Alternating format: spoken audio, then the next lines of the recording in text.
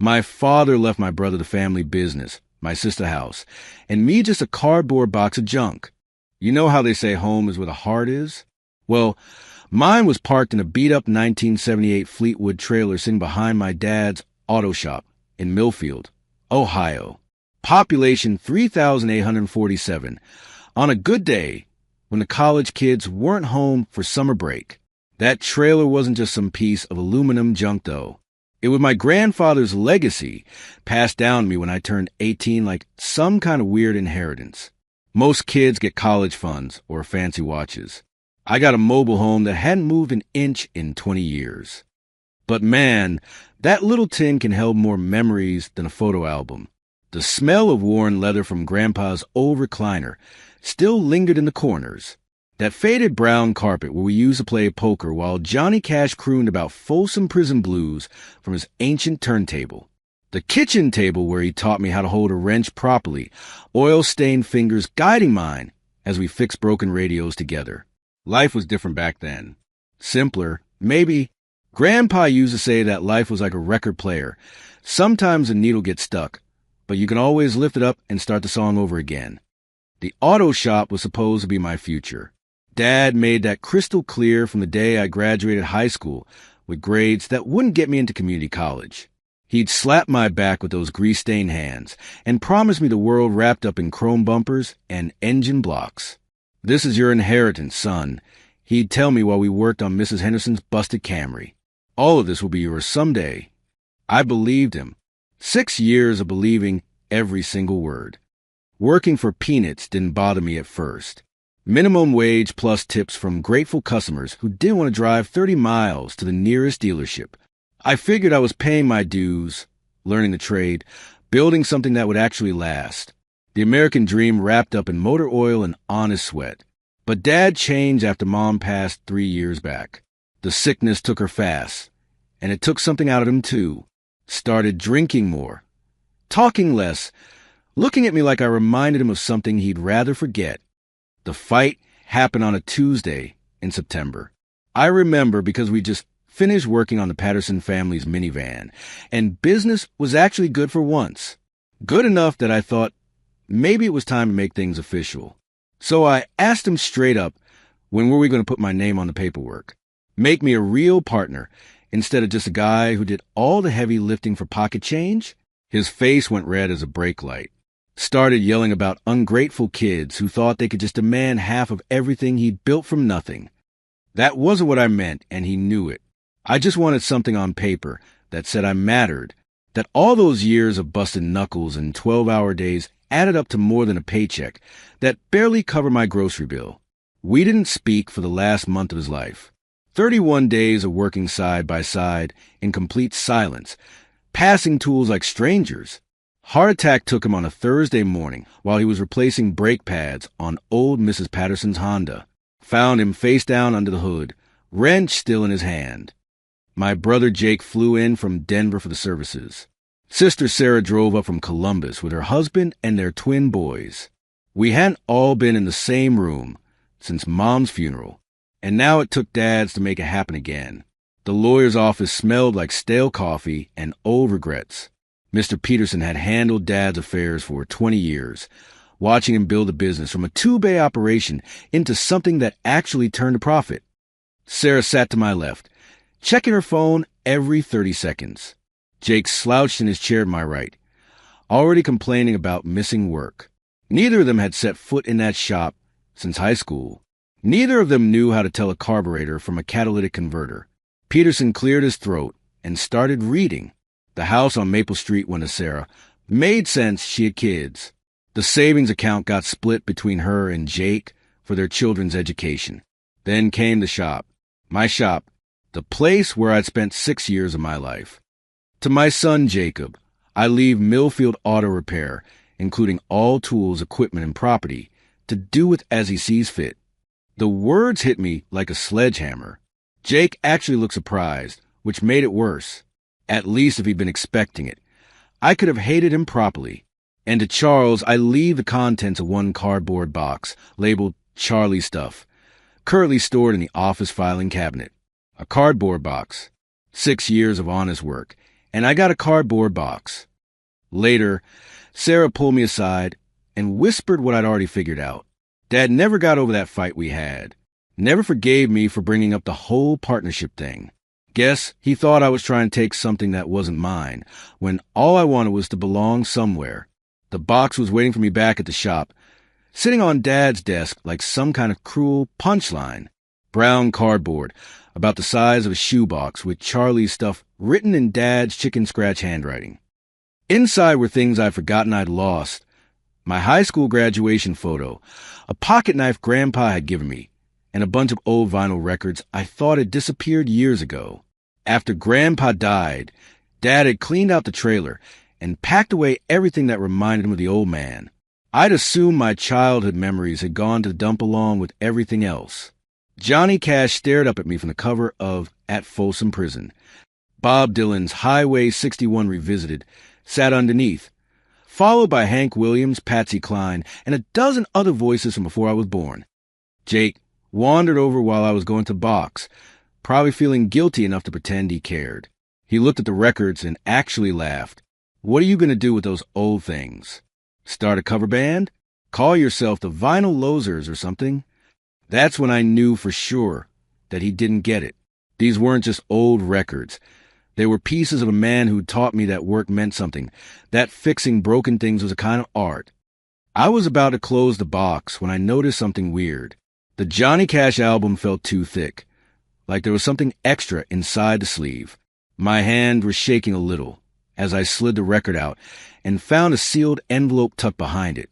The envelope was yellowed with age, and my name was written across the front in handwriting I recognized but hadn't seen in years.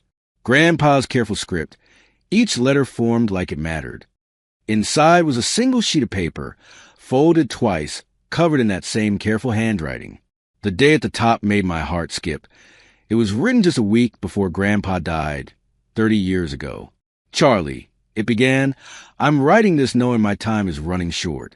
The doctors gave me their timeline, but I got something more important to worry about. Making sure you get what's truly yours. Your father is a good man, but we see the world differently. I have a feeling he'll forget what really matters when I'm gone. My hands were trembling as I read his words. It was like he was sitting right there in that office with me. Oil-stained fingers pointed each line as he spoke. Your father meant well, but somewhere along the way, he mistook ownership for legacy. He forgot that what you build isn't measured by what you keep, but by what you pass on. I tried to show him that the old ways weren't always worse than the new ones, but some lessons can't be forced on a man who's already made up his mind. The letter went on, talking about how he'd watched me work on those old radios, how I had hands that understood broken things and a heart that wanted to fix them. He wrote about music and memory and how the two were connected in ways that most people never figured out. But it was the last paragraph that made everything else disappear. I've left something for you, Charlie, something your father doesn't know about and never will. It's not much by most people's standards, but it might be everything by yours. Remember that old storage place out on Route 9, where we used to drive past on our way to get ice cream? That's where dreams go to wait for the right person to wake them up. Look for the unit that matches the day you came into this world. And remember that sometimes the best gifts come wrapped in dust and years of patience. The letter was signed simply Grandpa Joe, followed by one last line that made my chest tighten up. If you're holding this letter, Charlie, then you're already halfway home to yourself. I sat there in that quiet office for I don't know how long, holding a message from a dead man who somehow knew exactly what I'd need to hear. Route 9 storage facility. October 4th, my birthday. Unit number 204, maybe? Jake had left without saying goodbye. Sarah was probably halfway back to Columbus by now, and I was sitting there with a cardboard box full of old records and the first real hope I'd felt in months. Grandpa always did like his puzzles. Used to hide Easter eggs year-round just to watch me hunt for them, leaving clues that made me think harder than any teacher ever did. This felt like his biggest puzzle yet. Outside, the Ohio sky was doing that thing it does in late fall, painting everything gray and promising rain that might turn to snow before morning. The trailer was waiting for me, same as always, but somehow it felt different now. Not like a prison, like a launching pad. I locked up the shop, Jake's shop now, I guess, and walked across the gravel lot to my little aluminum home. The Johnny Cash record was still in my hands, and I could almost hear Grandpa's voice humming along to Ring of Fire, while his arthritic fingers worked over the guts of another broken radio. Sometimes the needle gets stuck, I whispered to the empty air, but you can always start the song over again. That night, I sat in Grandpa's old recliner with the letters spread across my lap, planning my trip to Route 9. The storage facility was about 40 minutes from Millfield, right where Grandpa said it would be.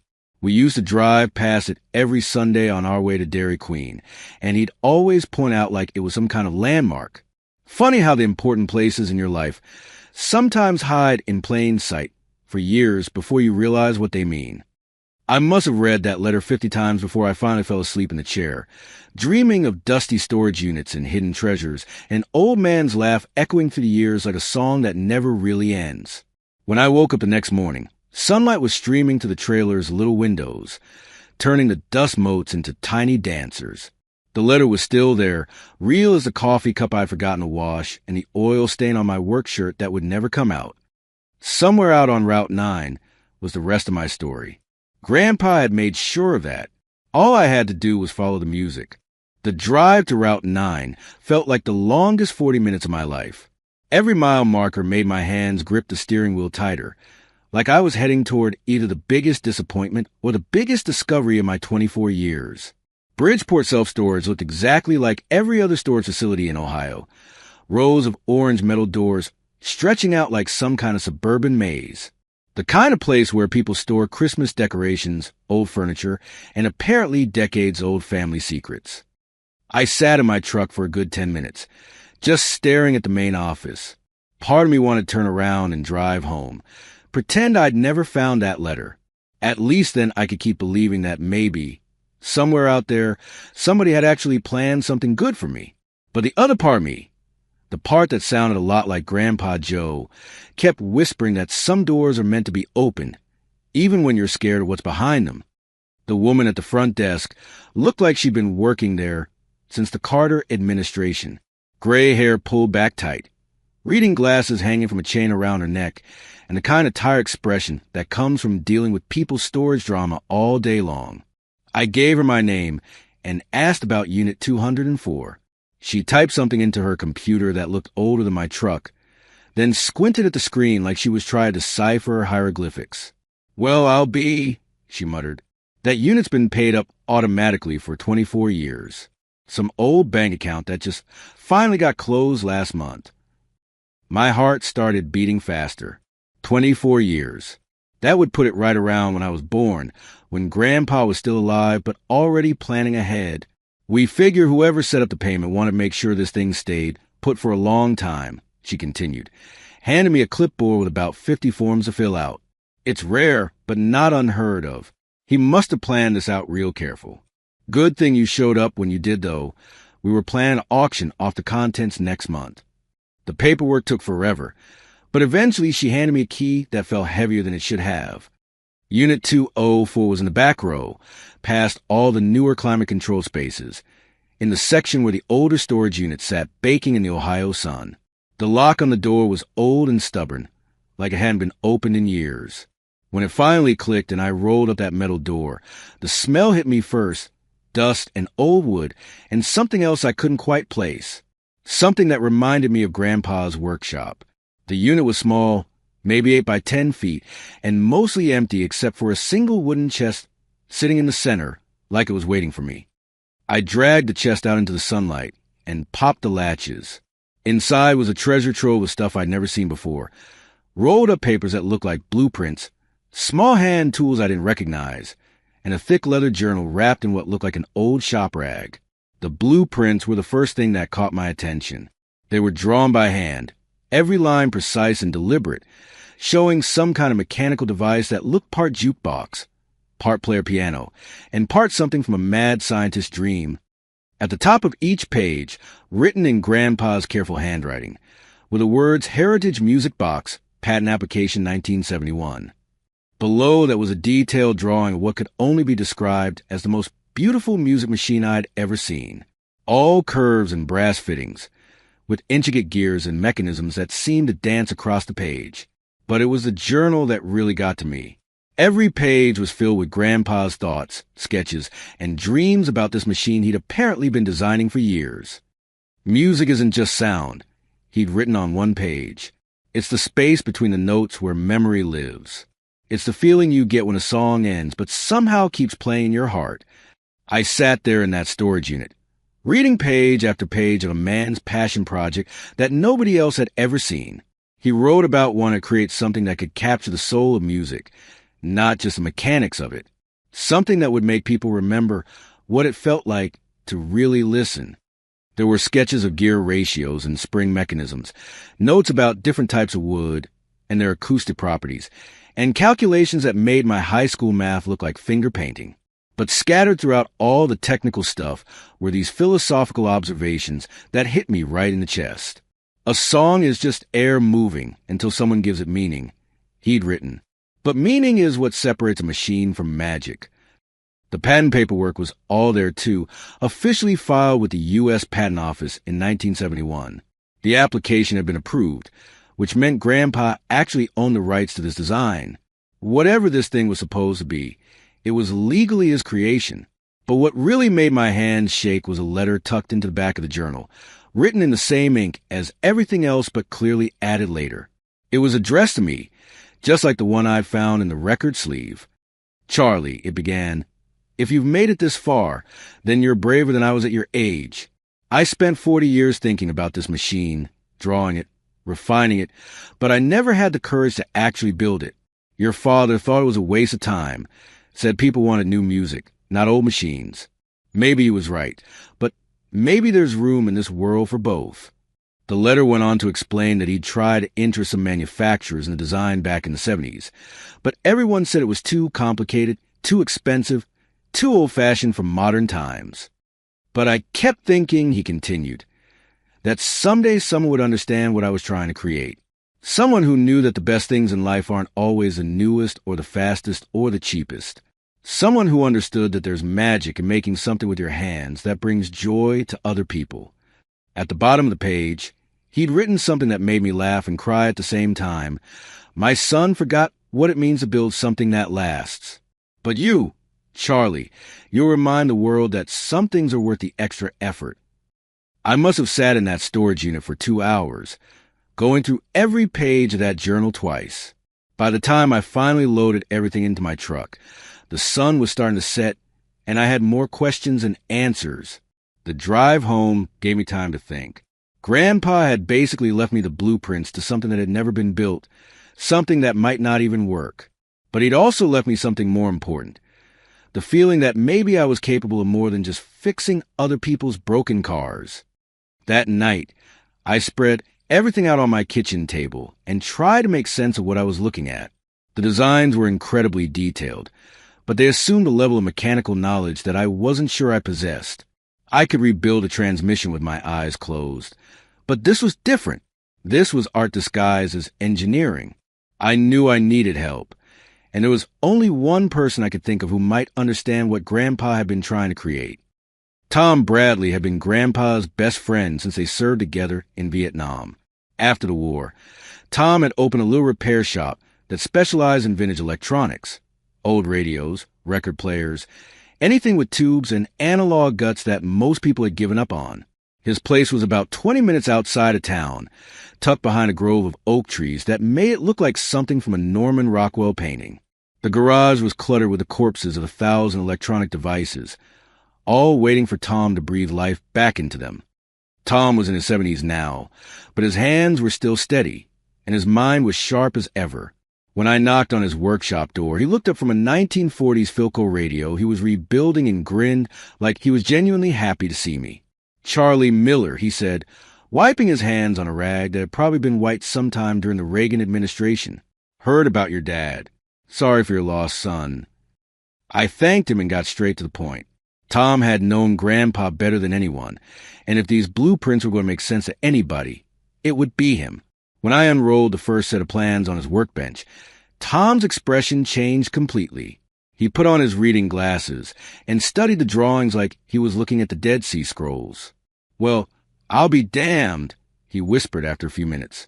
Joe actually drew these up properly.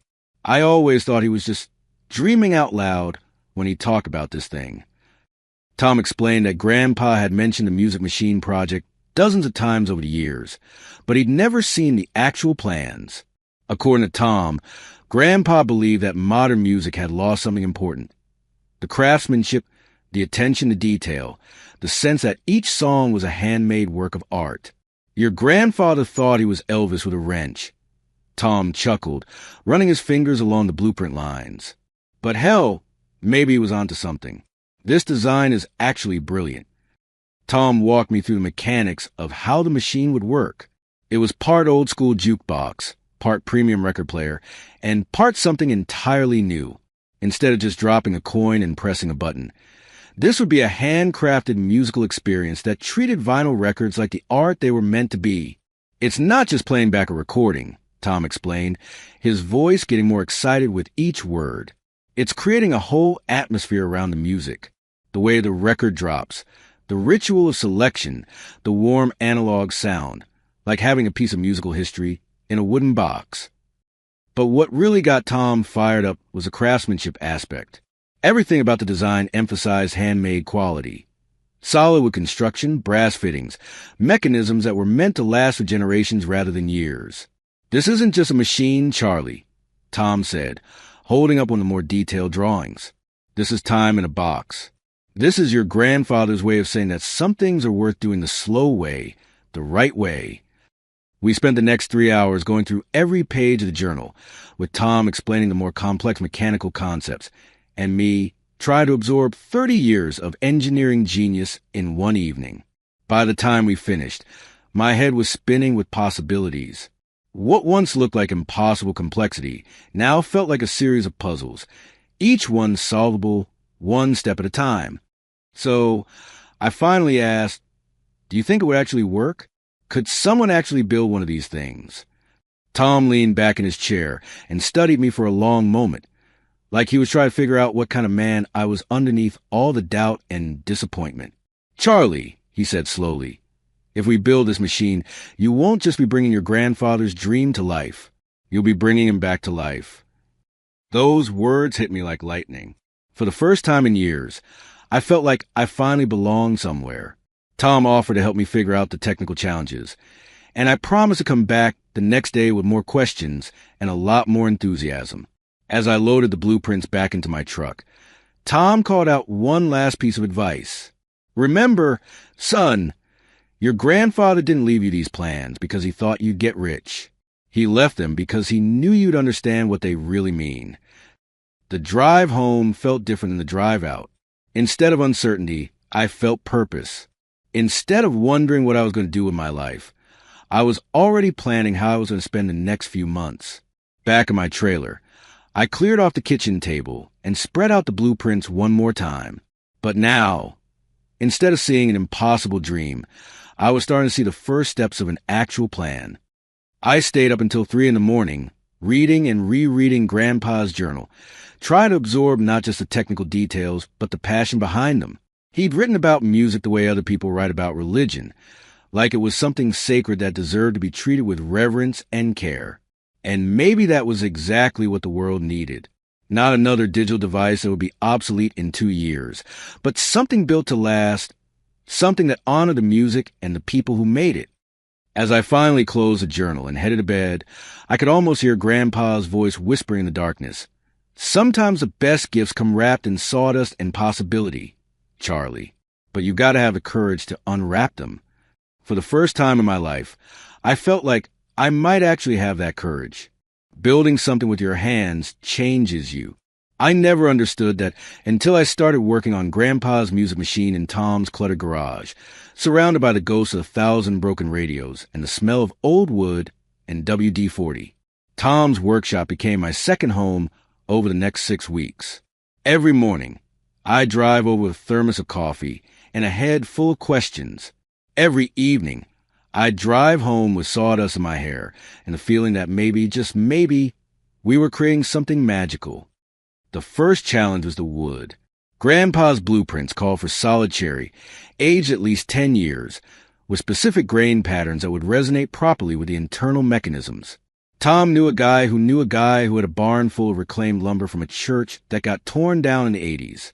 We spent an entire Saturday driving out to this farm in the middle of nowhere, where an old-timer named Frank had stacks of beautiful cherry boards just waiting for the right project. When we told him what we were building, his eyes lit up like Christmas morning. Music machine, eh?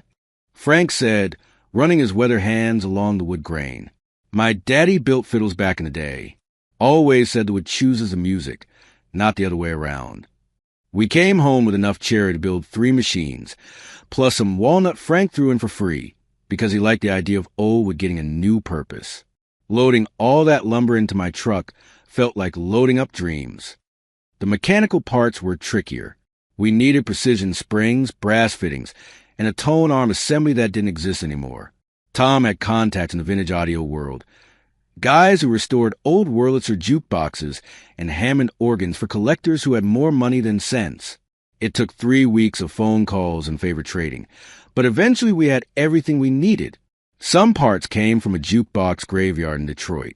Others we had to machine ourselves on Tom's ancient lathe that probably dated back to the Eisenhower administration. Building the cabinet was like having a conversation with Grandpa across the decades.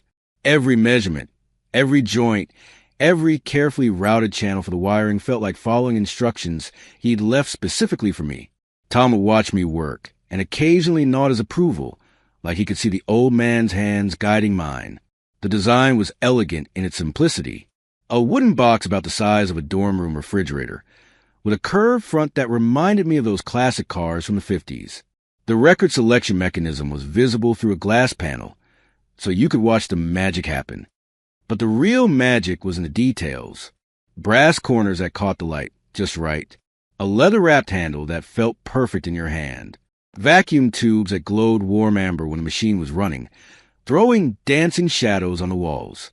Your grandfather understood something most people don't. Tom said one evening as we installed the tone arm assembly, he knew that people don't just want to hear music. They want to experience it. The moment of truth came on a Tuesday in November. We'd been working on this thing for 6 weeks, and it was finally time to see if all those blueprints and calculations actually added up to something that worked. Tom had found a pristine copy of Wichita Lineman by Glenn Campbell, the same song Grandpa used to hum while he worked on radios. We slid it into the machine, selected track 1, and held our breath. What happened next still gives me goosebumps. The machine didn't just play the song, it performed it. The record dropped onto the turntable with a satisfying mechanical click. The tone arm moved into position with ballet-like precision. And then Glenn Campbell's voice filled the garage with a warmth and clarity that made my cheap stereo sound like a tin can. But it was more than just a sound. It was the ritual, the anticipation, the way the whole machine seemed to come alive with purpose. This wasn't just playing music. This was celebrating it. I started crying right there in Tom's garage. Couldn't help it. Hearing that song, watching this machine that had lived in Grandpa's imagination for 40 years finally do what it was designed to do, it felt like he was right there with us, grinning and probably making some joke about how it only took us 6 weeks to figure out what he'd been trying to tell us all along. Tom just patted my shoulder and let me have my moment. He understood. This wasn't just about building a machine. It was about keeping promises that had been waiting decades to be fulfilled. Wichita Lineman had been Grandpa's favorite song. He used to sing it on the front porch of our old house, usually after a few beers and a long day in the garage. Said it reminded him that even the loneliest job in the world could be beautiful if you did it with purpose. Standing there listening to it play on our machine, I finally understood what he meant. We'd built something that didn't just make music. We'd built something that made memories. Tom's daughter Jenny stopped by that weekend to drop off some groceries for her old man. She's one of those 20-something kids who always has her phone out, documenting everything for social media. When she saw our music machine, she got that look that young people get when they see something that's both old and cool at the same time. She asked if she could film it playing a song, and Tom shrugged like it was no big deal. Jenny picked out a Patsy Cline record from Tom's collection, hit record on her phone, and captured the whole ritual, the selection, the mechanical ballet, the gorgeous sound filling the room. 3 days later, Tom called me in a panic. Jenny's video had gone completely viral on TikTok. 1.5 million views and climbing. The comments section was exploding with people sharing their own memories of their fathers and grandfathers, stories about music and craftsmanship, and the way things used to be made. "This is my dad in the garage in the 80s, one person wrote. "How much does this cost?" "I need one for my bar," posted another. "Finally, something that treats music like art instead of data," said a third. My phone started ringing. First, it was local coffee shops and restaurants who'd seen the video and wanted to know if they could buy one. Then it was people from Chicago, Detroit, Cleveland, places where people still remember what it felt like to really listen to music. The first official order came from a place called the Vinyl Vault in Chicago. The owner said his customers were tired of digital playlists and wanted something that made music feel special again. He offered $5,000 for one machine, delivery in 6 weeks. $5,000. I'd never seen that much money for something I'd built with my own hands. But more than the money, it was a validation that maybe Grandpa had been right all along. Maybe there really was a place in this world for things that were made slowly, carefully, with respect for both the craft and the customer. Tom and I looked at each other across his workbench and realized we had a decision to make. We could build one machine for the guy in Chicago and call it a day, or we could try to turn this into something bigger. The problem was space. Tom's garage was perfect for building one machine, but if we were going to fill orders from multiple cities, we needed room to work. More importantly, we needed help. 2 guys in their 70s and 20s weren't going to be able to keep up with demand. That's when Tom suggested we talk to some of the local guys who'd been hitting retirement age and going a little stir-crazy. Veterans mostly and skilled tradesmen who'd spent their careers building things that mattered and weren't quite ready to spend their golden years watching cable TV. Bill Henderson had been a carpenter for 40 years before his back gave out. Henry Walsh used to run a machine shop before automation put him out of business. Lee Kowalski was an Army mechanic who'd come home from Desert Storm and spent 30 years fixing trucks for the county. All 3 of them were bored out of their minds and looking for something to do with their hands. When we showed them the blueprints and the machine we'd built, their eyes lit up like kids on Christmas morning. "I thought retirement was supposed to be about fishing and drinking beer," Bill grumbled while examining our joinery work. "Not building your Woodstock in a box. But hell, this beats watching the Weather Channel." Henry was fascinated by the precision required for mechanical components. Lee kept asking technical questions about the electronics. By the end of the afternoon, we had a team. The next challenge was finding a place to work. Tom's garage was great for prototyping, but we needed real workshop space if we were going to build multiple machines at once. Tom knew about an old airplane hangar on the outskirts of town that had been sitting empty since the small airport closed in the 90s. The owner was a guy named Pete who'd been trying to rent it for years with no luck. When Tom explained what we wanted to do, Pete offered us a deal that seemed too good to be true. 6 months free rent in exchange for fixing up the building and making it functional again. Walking into that hangar for the first time felt like stepping into a cathedral. High ceilings, natural light streaming through dusty windows. Enough space to build 100 music machines if we wanted to. The concrete floor was cracked and there were birds nesting in the rafters, but underneath all the neglect, you could see the bones of something special. We spent 2 weeks cleaning and organizing, setting up workbenches and organizing tools. Bill built us a proper lumber rack. Henry installed better lighting. Lee wired up the electrical system and got the heat working. By the time we were ready to start production, it felt like more than just a workshop. It felt like a mission. We decided to call ourselves Heritage Sound Company, with a tagline that Henry suggested, "Music that remembers you." The idea was simple. We weren't just building music machines. We were building instruments of memory.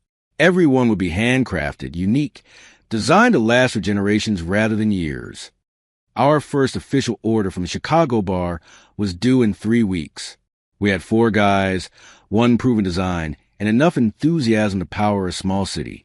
What we didn't have was any idea how much this thing was going to change our lives.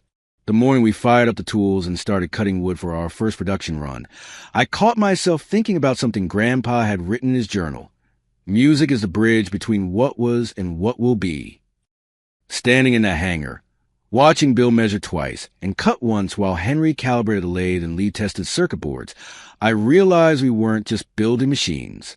We were building the future that Grandpa had dreamed about, a future where craftsmanship mattered, where music was treated with respect, where old guys like us could still make something beautiful with our hands. The first machine for Chicago was going to be perfect, but more than that, it was going to be the first note in a song that I had a feeling was just getting started. 3 weeks later, we loaded our first Heritage Sound music machine into my truck for the drive to Chicago. It was wrapped in blankets like a newborn baby, secured with enough straps to hold down a small airplane. Tom rode shotgun, and we both felt like we were delivering more than just a custom jukebox. We were delivering a promise that had been 40 years in the making. The vinyl vault was everything I'd hoped it would be, dimly lit, lined with thousands of records, filled with people who looked like they actually listened to music instead of just hearing it. When we uncrated our machine and plugged it in, a small crowd gathered around like we were performing some kind of sacred ritual. The owner, a guy named Marcus who had the kind of beard that suggested he took his vinyl seriously, selected a Stevie Ray Vaughan record and let our machine do its thing. When those first guitar notes filled the room, the whole crowd went quiet. Then something amazing happened. People started smiling. Not the polite smile you give when someone shows you something they're proud of, but the real smile that comes from witnessing something genuinely special. "Charlie," Marcus said, shaking my hand like I just given him the keys to a time machine, "people are going to dance to this thing like it's 1965.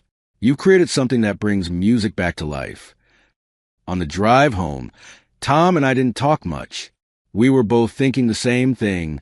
This was just the beginning. Word was going to spread. More orders were going to come. And somewhere out there, Grandpa was probably laughing his ass off at how long it took us to figure out what he'd known all along. Some things are worth the wait. Some dreams are worth building twice. And sometimes, the best way to honor the past is to give it a future. Back in the hangar, Bill, Henry, and Lee were already working on machine number 2.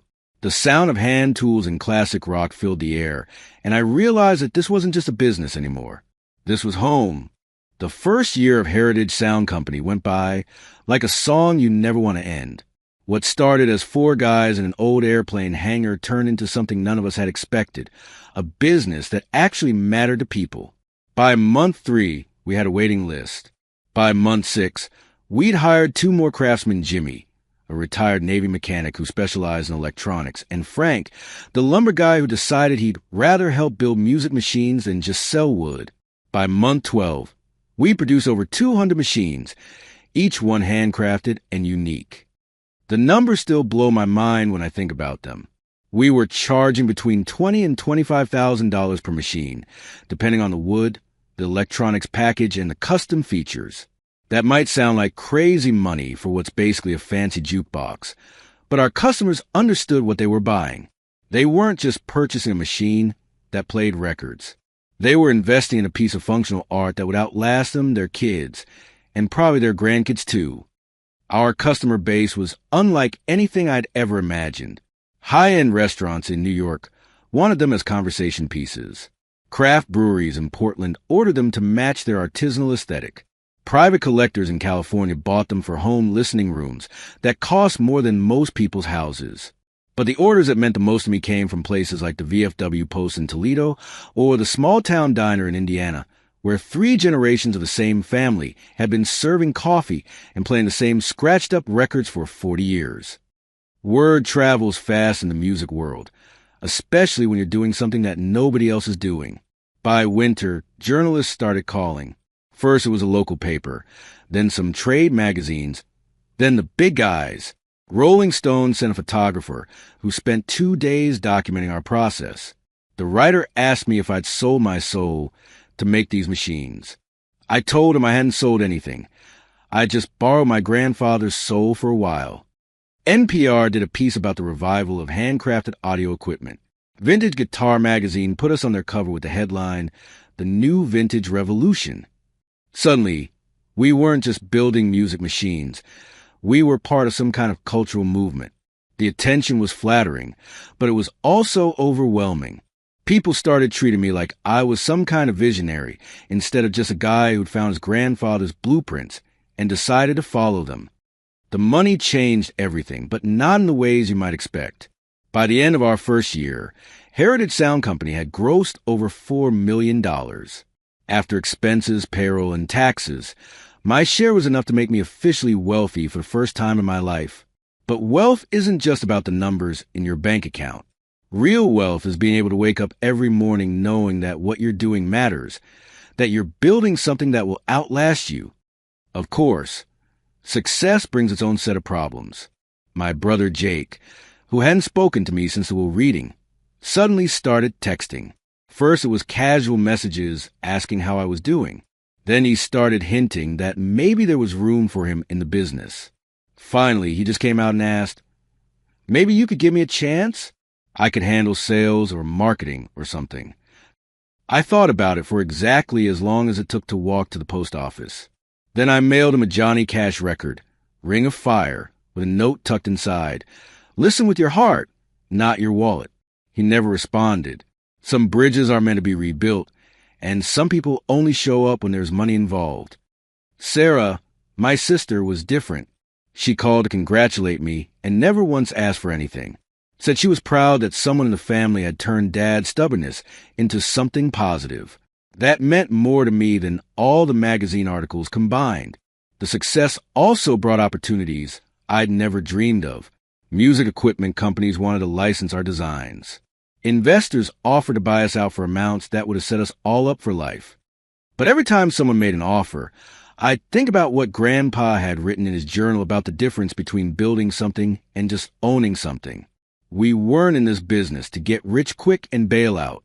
We were in it to prove that there was still room in the world for things made the right way. Tom and I made a pact early on. Heritage Sound Company would never go public, never franchise, never compromise on quality for the sake of growth. We'd rather build 50 perfect machines a year than 500 mediocre ones. With my share of the profits, I did something I'd been dreaming about since I was a kid living in that trailer. I bought a house. Not just any house. A farmhouse in Wisconsin that sat on 20 acres overlooking Lake Michigan. The property had been on the market for 2 years because it needed work and was too far from the city for most buyers. But the moment I saw it, I knew it was meant to be mine. The house was everything I'd imagined when I was younger. Wraparound porch, original hardwood floors, a kitchen big enough for a family, and enough land to see the horizon. The previous owners had been farmers who'd raised 5 kids there before retiring to Florida. But what really sold me was the barn. It was the perfect size for a workshop. And from the windows, you'd see all the way to the lake where Grandpa used to take me camping when I was little. Moving day was bittersweet. The trailer that had been my home for 6 years was coming with me, but not as my residence anymore. I had it towed to Wisconsin and set up behind the farmhouse like a monument to where I'd come from. Some people thought it was weird, keeping that old tin when I could afford to live in a mansion. But that trailer represented something important. Proof that you don't have to forget where you started just because you end up somewhere better. The first night in the new house, I put on a Johnny Cash record and walked through those empty rooms, imagining how they'd look once I filled them with furniture and memories. Standing in what would become my living room, I could almost see Grandpa sitting in his old recliner, nodding his approval. "You did good, kid," I whispered to the empty house. "You'd be proud of what we built." Success in business is one thing, but success in life is something else entirely. The money was nice, but what really changed my life was meeting Emma. She was the daughter of Marcus, the guy who owned the vinyl vault in Chicago, where we'd sold our first machine. Emma had just finished her master's degree in music therapy and was helping her dad run the store while she figured out her next move.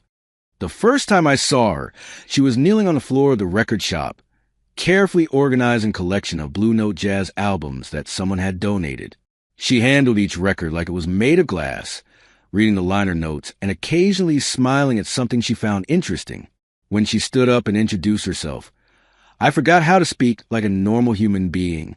She had this way of listening that made you feel like whatever you were saying was the most important thing in the world. We started talking about music.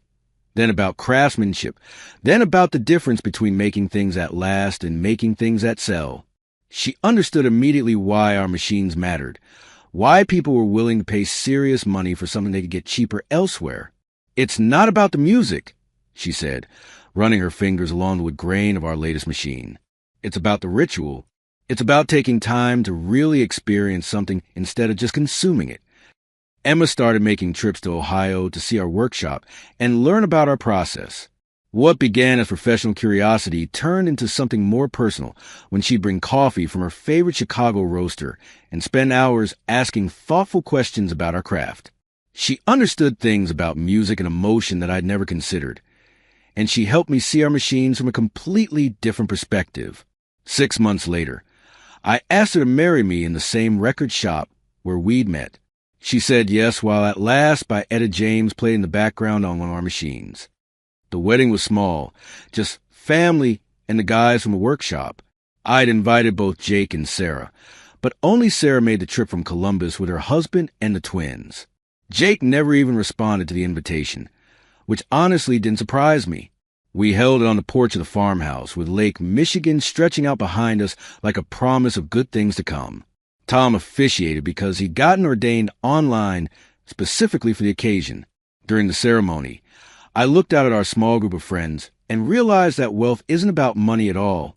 It's about being surrounded by people who understand what you're trying to build and want to help you build it. Emma moved to Wisconsin and brought a warmth to the farmhouse that I hadn't realized was missing. She converted one of the bedrooms into a music room, lined with shelves for records and equipped with a high-end stereo system that made our already impressive machine sound even better. But more than that, she brought perspective. She helped me understand that Heritage Sound Company wasn't just about preserving the past. It was about creating space for the future to be better than what came before. 2 years after we got married, Emma told me she was pregnant. We were sitting on the porch watching the sunset over the lake, and she handed me a tiny Johnny Cash onesie she'd found at a vintage shop in Milwaukee. "I thought our little one should be dressed appropriately for their first Heritage Sound experience," she said with that smile that still made my heart skip. Our son was born on a Tuesday in March during the worst blizzard Wisconsin had seen in 20 years. The roads were so bad that we almost didn't make it to the hospital. But little Joe Miller decided he was ready whether the weather cooperated or not. Yes, we named him after Grandpa. Emma's idea, and the perfect choice. Watching your kid grow up changes how you see everything. When Joe was old enough to sit up on his own, I'd hold him on my lap.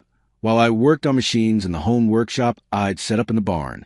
He'd watch the gears turn and the tone arms move with the same fascination I'd felt as a kid watching Grandpa fix radios. By the time he was 3, he could identify different types of wood by smell. By 5, he knew the names of all the tools and could explain how a turntable worked. By 7, he was asking questions that made me think about our machines in completely new ways. "Dad," he asked one evening while we were working on a particularly complex custom order, "why do the old songs sound better than the new ones?" I thought about it for a moment before answering. "Because they're real, Joe, just like me and you." That's when I started doing something I'd learned from Grandpa, hiding little notes and letters for Joe to find later, tucked into books, slipped behind picture frames, folded up inside record sleeves. Nothing dramatic, just reminders that he was loved and thoughts about life that might make sense to him when he was older. Emma thought it was sweet. Joe thought it was a game. I thought it was the most important thing I could do as a father, leave a trail of breadcrumbs that would help my son find his way home to himself someday. Heritage Sound Company kept growing, but we were careful about how we grew. We hired more craftsmen, but only guys who understood what we were trying to do. We expanded the workshop, but we never compromised on quality or rushed our process. By Joe's 7th birthday, we were producing about 300 machines a year and had a waiting list that stretched 18 months. We could have scaled up faster, hired more people, built more machines. But that would have meant changing what made us special in the first place. The business gave us financial security, but more than that, it gave us purpose. Emma started a program that donated music machines to veterans' hospitals and senior centers. Tom began teaching woodworking classes for local high school kids who wanted to learn traditional crafts. Bill, Henry, and Lee became like family. They'd come over for Sunday dinners and argue about baseball, while Joe climbed all of them like they were his favorite uncles, which, in a way, they were. One evening, when Joe was 7, we were sitting on the porch listening to one of our machines play Johnny Cash's version of Hurt. It was the same song that had been playing the night Grandpa died, but somehow it sounded different now. Less like an ending and more like a conversation between past and future. Joe was playing with our dog, a golden retriever named Vinyl, who'd wandered onto our property as a puppy and decided to stay. Emma was reading a book about child development. I was just watching and listening and feeling grateful for the life we'd built together. "Dad," Joe said, looking up from where he was throwing a tennis ball for Vinyl, "are you old like these records?" I laughed. "Old, but still spinning, kiddo." Later that night, after Joe was asleep and Emma had gone to bed, I sat in Grandpa's old recliner, the one I'd rescued from the trailer before moving to Wisconsin, and thought about how far we'd all come. The scared 24-year-old who'd opened a cardboard box full of vinyl records felt like a different person. That guy had been worried about belonging somewhere, about building something that mattered, about living up to promises that other people had made and broken. Now I understood what Grandpa had been trying to tell me all along. Success isn't about what you accumulate. It's about what you create. Wealth isn't about what you own. It's about what you give away. Legacy isn't about being remembered. It's about making sure the people you love have everything they need to write their own stories. I'd built a business that employed good people doing meaningful work. I'd found a partner who understood my dreams and helped me dream bigger ones. I'd raised a son who knew how to use his hands and his heart in equal measure. But most importantly, I'd kept faith with a promise that had been waiting 30 years to be fulfilled. Every machine we built was a letter from the past to the future, a reminder that some things are worth doing slowly, carefully, with love. The kid who'd gotten nothing but a cardboard box had turned that nothing into everything that mattered. And somewhere out there, in workshops and record stores and living rooms around the world, our machines were playing the soundtrack to other people's most important moments. As I finally headed to bed that night, I could hear Joe talking to himself in his room, probably explaining something complicated to his stuffed animals the way kids do. Emma was already asleep, curled up with a book about music education that she'd been reading for her work at the Veterans Hospital. The house was full of the kind of quiet that comes from being exactly where you belong, doing exactly what you're supposed to be doing, with exactly the people you're meant to love. Life is like an old song. You never know when it's going to end, but every note matters. Every measure counts. Every harmony adds something to the whole that wasn't there before. The future isn't about new gadgets or faster technology. It's about old records playing for new hearts, about traditions passed down through hands that know how to build things that last.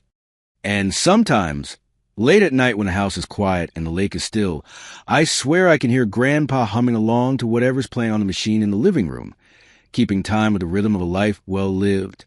The music never really stops. It just finds new voices to carry the song forward.